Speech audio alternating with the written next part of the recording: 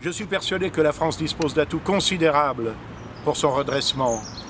D'abord, comme l'on dit, en France, il n'y a pas de pétrole, mais il y a des idées. En réalité, il y a un haut niveau de connaissances, d'aptitudes, de technologie, depuis nos ingénieurs les plus performants, nos techniciens, nos ouvriers, le fameux système D, l'esprit individualiste, mais l'esprit de débrouillardise, qui est un peu la marque tout de même de notre caractère, et qui fait que l'on est capable en France de construire les trains les plus rapides du monde, les TGV. C'est mieux bien sûr quand il n'y a pas de grève et quand ils arrivent à l'heure.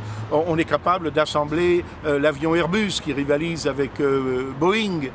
On est capable d'assembler également la fusée Ariane que nous faisons décoller depuis ces bases de Guyane, représentatives des territoires ultramarins qui nous restent. Précisément, grâce à ces territoires ultramarins et en conséquence de la conférence des Nations Unies et du traité de Montego Bay, nous avons le 3e espace maritime du monde. Autrefois, la largeur des eaux territoriales était de 3000 marins, c'est-à-dire de 5 km. Maintenant, la largeur de la zone économique exclusive, elle est de 370 km. Ça fait quand même une sacrée différence. C'est-à-dire que nous avons des millions de kilomètres carrés d'espace maritime sur lesquels nous avons un droit économique exclusif, ce qui est un atout considérable en un temps où l'avenir de l'humanité se jouera davantage, comme M. Obama en fait aujourd'hui la triste expérience, au fond des mers que dans l'espace. Voilà un autre atout. Nous avons notre culture, nous avons la francophonie, nous avons encore une influence considérable sur beaucoup de pays, tout comme l'Espagne, tout comme le Portugal,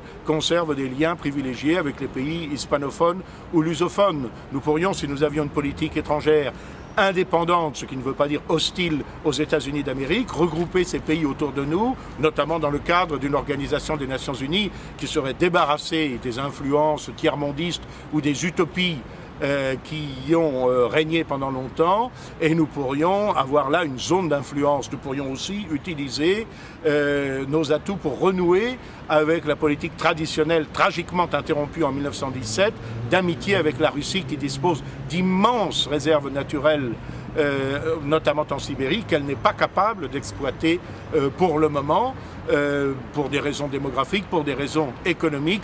Nous pourrions renouer avec cette politique traditionnelle d'alliance et d'entente avec la Russie, qui je crois d'ailleurs ne demanderait en réalité que cela, une politique qui remonte au mariage d'Anne de Kiev avec l'un de nos rois au début du Moyen-Âge. Eh bien, tout cela, ce sont des atouts, mais nous devons avant tout compter sur nous-mêmes et ne pas compter sur des fictions internationales pour assurer à notre place le salut d'une patrie, le salut qui ne dépend en réalité que de nous-mêmes.